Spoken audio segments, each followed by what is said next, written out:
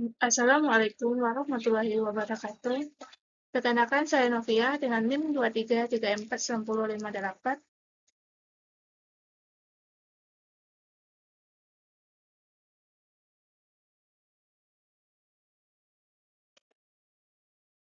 Baiklah, di sini saya akan menjelaskan mengenai bidang data spatial data mining. Pertama itu ada dari bidang fisik ke bidang data. Anaxagoras, seorang filsuf Yunani, menganggap alam fisik sebagai sebagian dari segala sesuatu dan segala sesuatu. Partikel-partikel yang tampak maupun tak tampak saling berinteraksi. Terkadang interaksi tersebut tidak tersentuh antar partikel fisik.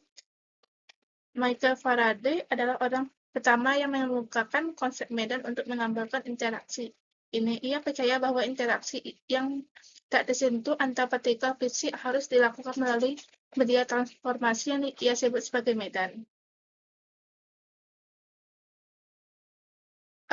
Atau ada medan dalam ruang fisik.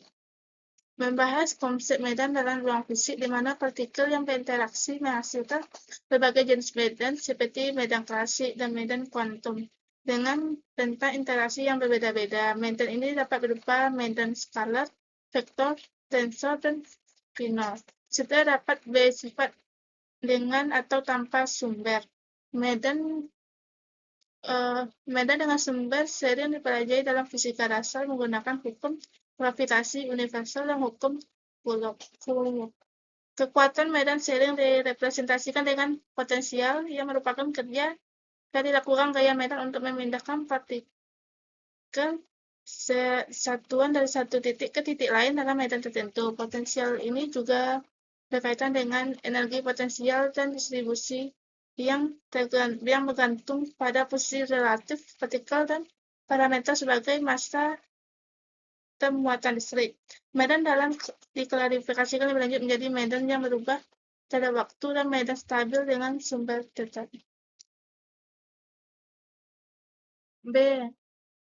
Bidang dalam ruang data.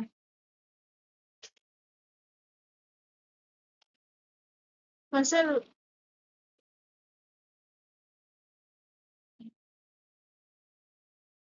dua ada definisi kasus bidang data. A. Kondisi yang diperlukan. Definisi dasar bidang data dalam ruang data RP menjelaskan bahwa himpunan data dinyatakan sampel acak berdimensi P, di mana setiap objek data dianggap sebagai partikel bermassa yang memancarkan energi data dan saling mempengaruhi. Medan virtual segala objek diturunkan dari medan fisik terkait membentuk medan data. Kondisi utama keberadaan bidang data meliputi medan data harus merupakan medan jarak pendek dengan efek tumpang tindih antar medan objek yang berbeda untuk mencapai superposisi. Medan data adalah medan dengan sumber yang dapat berupa posisi negatif atau solenoidal, dan medan data memiliki perilaku temporal di mana data objek bersifat statis dan independen terhadap waktu dengan fungsi potensial dan intensitas yang terkait secara matematis spesial. B. Itu ada model matematika. Dalam ruang data RP, objek data X menghasilkan bidang virtual dengan massa M. Titik sembarang X di ruang tersebut memiliki fungsi potensial skalar yang dinyatakan dalam formula tertentu. Setiap objek data memiliki pengaruh terhadap objek lain dalam ruang data, sehingga nilai potensial dan nilai X dipengaruhi oleh semua objek dalam ruang tersebut. C. Ada massa dalam konteks ini adalah massa benda X untuk I sama dengan 1, 2, titik, dan N, yang merepresentasikan kekuatan medan data dan mempengaruhi kondisi normalisasi M kecil dari 0. Jika setiap benda dapat diasumsikan memiliki massa yang sama, maka pengaruh yang dihasilkan seragam. Dalam tersebut, fungsi potensial yang disederhanakan dapat diturunkan lebih lanjut dari persamaan yang diberikan. Fungsi potensial satuan. Fungsi potensial satuan ataukah sama dengan X menyatakan bahwa suatu medan data selalu memancarkan energi dengan cara yang sama di seluruh medan tersebut.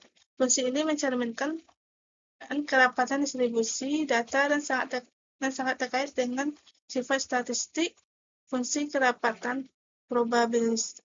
Relasi antara fungsi potensial dan fungsi kerapatan probabilitas hanya berupa konstanta normalisasi jika K sama dengan X merupakan faktor hingga 2. Faktor dampak.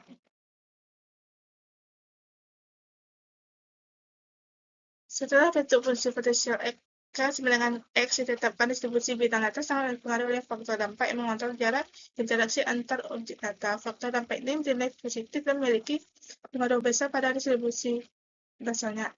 Efektivitas faktor dampak berasal dari berbagai sumber seperti kecerahan, radiasi, generasi radiasi, jumlah data, jumlah antar garis ekuipotensial tetangga, serta kedapatan koordinat Descartes.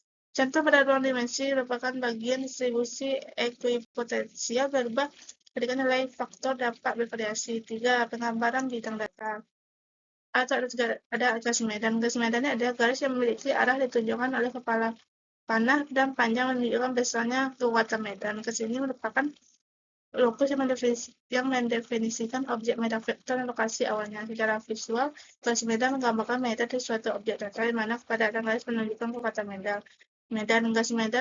Garis medan mengarah menuju objek sumber dan garis yang lebih panjang dan lebih padat jika semakin dekat ke sumber. Sebaliknya, semakin jauh dari sumber, garis tersebut lebih pendek dan kepadatannya berkurang.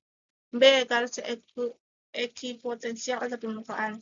Garis ekipotensial berbentuk dari titik yang memiliki nilai-nilai potensial sama dan sejajar sama. Potensial ini dapat diekstraksi sebagai fungsi di mana titik-titik memenuhi persamaan infraksi tertentu. Sekelompok potensial diskrit dapat digambarkan sebagai garis atau permukaan ekipotensial yang membantu memahami medan potensial secara keseluruhan. Contohnya, tiap potensial di si objek tertentu dapat digunakan untuk mendefinisikan entropi potensial.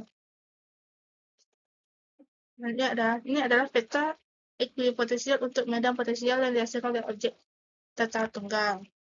Ini adalah klaster topologi. Setiap topologi ekuipotensial yang berisi objek data sebenarnya berkorespondensi dengan sebuah klaster dengan distribusi data yang relatif padat. Struktur bersarang yang terdiri dari ekuipotensial yang berbeda dapat diperlakukan sebagai partisi pengelompokan pada data tingkatan yang berbeda.